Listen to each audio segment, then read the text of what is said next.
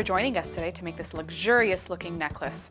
It's featuring these blue moon beads, glass beads that have a very pearlescent quality but also have different textures and slightly different shades. We're jazzing it up with some metal spacers, and all we're doing is simple stringing. We're starting with a multi-strand clasp. This has 3 loops on the inner side, and on the outside we have a lobster clasp. Here's an extender that'll help you adjust the finished length of your necklace. I've cut a 26-inch length of tiger tail. This is flexible beading wire that we're going to use to string our beads. First, you start out by taking one of the tiny crimp beads and you slide it onto the tiger tail. You follow it with one of the beads, color of your choice. You slide the tiger tail through one of the loops of the clasp and then back through, passing it through first the pearl, and then you're going to pass it also through the crimp bead. After you've passed the tail of the flexible beading wire, you want to snug up the bead and the crimp as close as possible to the clasp. We're using our crimping pliers to secure first the crimp bead by putting a crimp in it and then turning the pliers and making it rounded.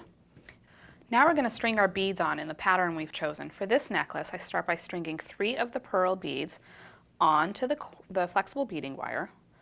And then I'm going to follow the 3rd bead with a spacer bead. Now these metal spacers just add interest to the project.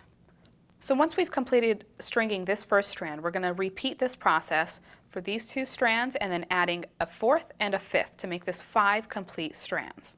This is what it looks like when you've completed stringing all 5 strands.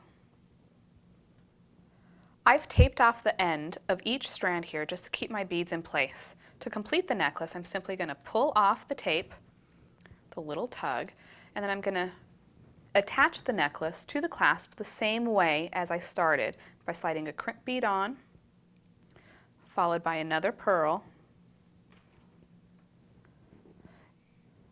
and then attaching it to a loop on the other end of the clasp. Trace it back through and make sure it gets through the crimp bead.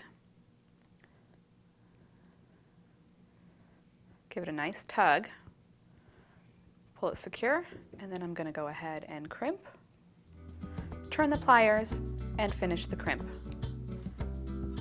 And that's how easy it is to finish attaching your strands.